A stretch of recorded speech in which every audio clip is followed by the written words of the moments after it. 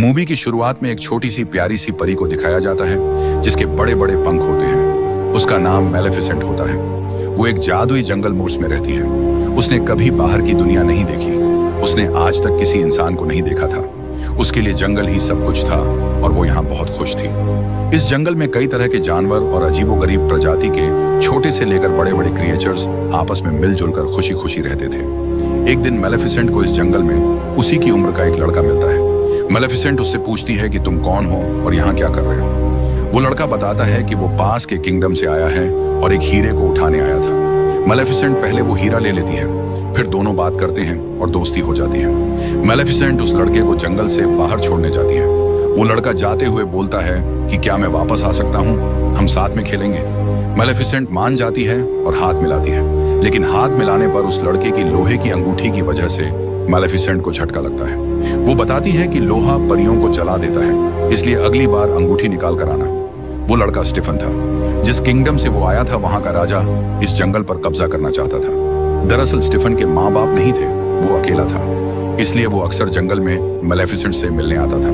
दोनों साथ खेलते, मस्ती करते। मैलेफिसेंट को पता नहीं था कि स्टीफन दुश्मन किंगडम से है। धीरे धीरे दोनों बड़े हो जाते हैं और एक दूसरे को पसंद करने लगते हैं।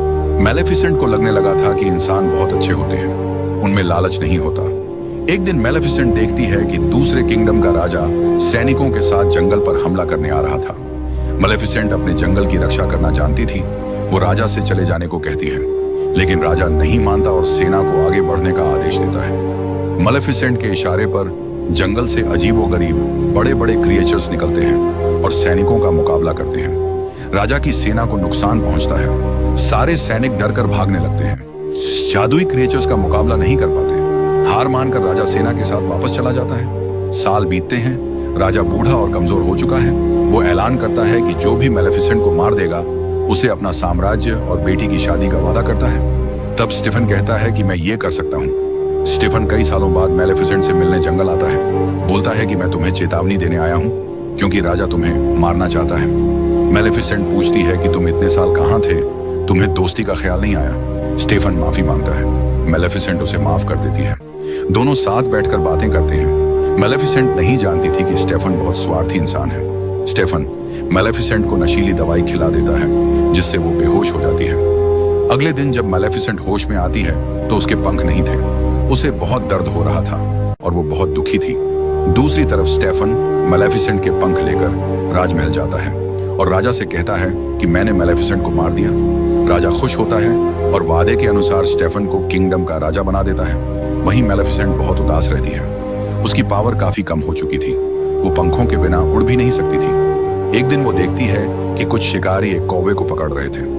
मैलेफिसेंट जाल में फंसे कौवे को इंसान में बदल देती है। शिकारी डर के मारे भाग जाते हैं। वो कौवा मैलेफिसेंट के पास आता है और बोलता है कि आपने मेरी जान बचाई, अब से आप जो कहेंगी मैं वही करूंगा। मैलेफिसेंट उसका नाम डायवल रख देती है। डायवल मैलेफिसेंट के लिए जासूसी करता था। उसके जरिए मैलेफिसेंट को पता चलता है कि स्टीफन ने राजा बनने के लालच में उसके पंख काट दिए थे। अब उसे इंसानों से नफरत हो गई थी, जिसे स्टीफन पर सबसे ज्यादा भरोसा किया था। अब उसे लगता है कि सारे इंसान मतलबी होते हैं और वो बुरी परी बन जाती है। उधर स्टीफन की राजा की बेटी से शादी हो गई थी। उसकी एक बेटी पैदा होती है जिसका नाम प्रिंसेस ऑरोरा रखा जाता है। पूरे किंगडम में जश्न का माहौल होता है। इस मौके का फायदा उठाकर मैलेफिसेंट महल पहुंच जाती है। बच्ची के पास जाकर कहती है कि तुम बहुत सुंदर हो, लेकिन जैसे ही तुम 16 साल की हो जाओगी तुम्हारी उंगली में एक चरखे की सुई चुभेगी और तुम्हारी मौत हो जाएगी। तभी स्टीफन आ जाता है और बोलता है कि ऐसा मत करो, तुम मेरी बच्ची से बदला क्यों ले रही हो। मैलेफिसेंट बोलती है कि मैं भी एक लड़की थी और तुमने मेरे साथ क्या किया। मैलेफिसेंट दिल की अच्छी थी। स्टीफन के रिक्वेस्ट करने पर कहती है कि 16 साल होने से पहले अगर इसे इसका सच्चा प्यार मिल जाता है तो जान बच सकती है। स्टीफन श्राप से परेशान हो जाता है। वो 3 छोटी परियों फ्लोरा, फोना, मैरीवेदर को बुलाता है और कहता है कि मेरी बेटी को यहाँ से दूर ले जाओ। जब तक 16 साल की नहीं हो जाती इसे यहाँ मत लाना, वरना मैलेफिसेंट का श्राप सच हो जाएगा। इसके बाद स्टीफन मैलेफिसेंट को मारने जंगल जाता है, लेकिन मैलेफिसेंट ने जंगल की रक्षा के लिए जादू से बाउंड्री बना रखी थी, जिसके कारण कोई भी इंसान जंगल में नहीं जा सकता था। परियां प्रिंसेस ऑरोरा को लेकर दूर चली जाती हैं, लेकिन मैलेफिसेंट को पता था कि ऑरोरा कहाँ रहती है। मैलेफिसेंट बच्ची को डराने की कोशिश करती है, लेकिन ऑरोरा मैलेफिसेंट को देखकर मुस्कुराने लगती है। ऑरोरा की स्माइल देखकर मैलेफिसेंट का दिल पिघल जाता है। वो तीनों परियां ऑरोरा का ख्याल अच्छे से नहीं रख पाती थी। उनकी लापरवाही से ऑरोरा की जान हमेशा खतरे में पड़ जाती थी, लेकिन मैलेफिसेंट उसे हर बार बचा लेती थी। वक्त के साथ ऑरोरा 15 साल की हो गई। श्राप पूरा होने में सिर्फ 1 साल बचा था। ऑरोरा जिस जगह रहती थी उसकी चारों तरफ बाउंड्री थी और वो कभी बाहर नहीं गई थी। एक दिन बाउंड्री के पास ऑरोरा को किसी की मौजूदगी का एहसास होता है। वहां ऑरोरा की मुलाकात मैलेफिसेंट से होती है। ऑरोरा बोलती है कि आप तो वो हैं जो बचपन से मेरा ख्याल रख रही हैं। मैं आपको पहचानती हूँ, आप मेरी गॉड मदर हैं।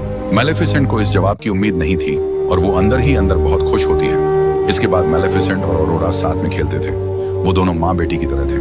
मैलेफिसेंट ऑरोरा को बहुत प्यार करने लगी थी और नहीं चाहती थी कि श्राप पूरा हो। मैलेफिसेंट पूरी पावर से श्राप वापस लेने की कोशिश करती है, लेकिन एक बार दिया हुआ श्राप वापस नहीं लिया जा सकता।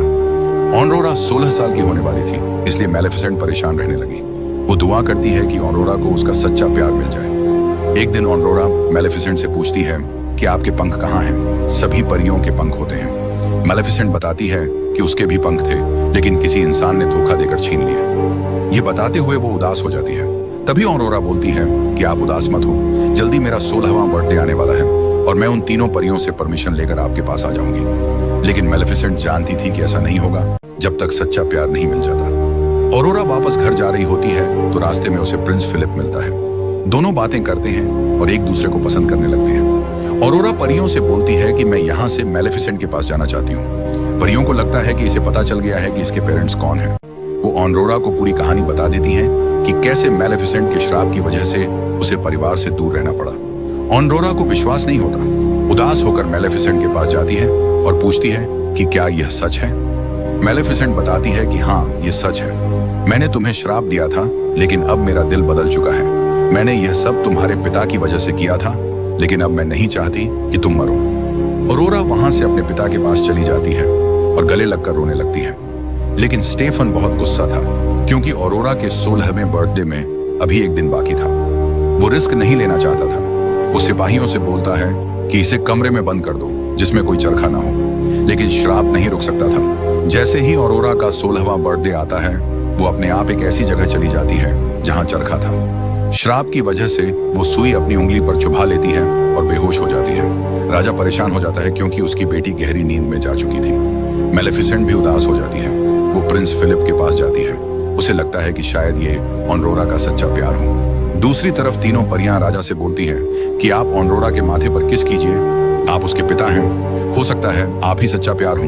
तब स्टीफन बोलता है कि मैं किसी का भी सच्चा प्यार नहीं हो सकता। मैंने मैलेफिसेंट को धोखा दिया, सब मेरी गलती है। जब मैलेफिसेंट फिलिप को लेकर आती है, उसके किस करने पर भी ऑरोरा को होश नहीं आता। मैलेफिसेंट को पता चल जाता है कि यह लड़का सच्चा प्यार नहीं है। मैलेफिसेंट ऑरोरा को देखकर रोने लगती है और कहती है कि मैं तुम्हें कभी नहीं भूलूंगी, तुम्हारी स्माइल मुझे हमेशा याद रहेगी। यह कहकर मैलेफिसेंट ऑरोरा के माथे पर किस करती है और जाने लगती है। तभी पीछे से ऑरोरा की आवाज आती है। ऑरोरा का श्राप खत्म हो चुका था, क्योंकि मैलेफिसेंट और ऑरोरा एक दूसरे को दिल से प्यार करते थे। ऑरोरा मैलेफिसेंट से बोलती है कि अब वो भी उनके साथ जंगल में ही रहेगी। इसके बाद मैलेफिसेंट ऑरोरा को लेकर जाने लगती है। स्टेफन के लोग उन पर लोहे का जाल डाल देते हैं, क्योंकि स्टेफन को पता था कि लोहा परियों को जला देता है।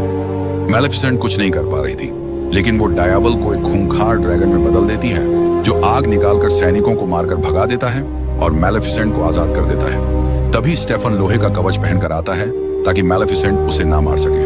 उसके सिपाही मैलेफिसेंट को घेर लेते हैं। दूसरी तरफ ऑरोरा जहां थी, वहां मैलेफिसेंट के पंख रखे हुए थे और उनमें अभी भी जान थी। ऑरोरा मैलेफिसेंट के पंखों को आजाद कर देती है और वो अपने आप जाकर मैलेफिसेंट के शरीर में लग जाते हैं। मैलेफिसेंट की सारी ताकत वापस आ जाती है और वो उड़ने लगती है।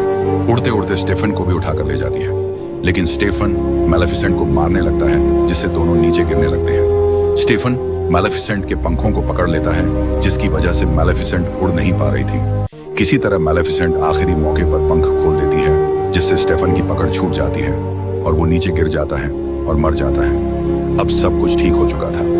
अगली सुबह मैलेफिसेंट उस जंगल की बाउंड्री हटा देती है। एक बार फिर जंगल में फूल खिलने लगते हैं, हरियाली वापस आ जाती है। मैलेफिसेंट प्रिंसेस ऑरोरा को उस जंगल की नई रानी बना देती है। अब यह जंगल उस किंगडम के साथ मिल जाता है और सभी लोग हंसी खुशी रहने लगते हैं। यहाँ पर मूवी एंड हो जाती है। मैलेफिसेंट का सेकंड पार्ट भी है। देखने के लिए चैनल को सब्सक्राइब कर लो और कमेंट में बताओ कि आपको सबसे अच्छा सीन कौन सा लगा।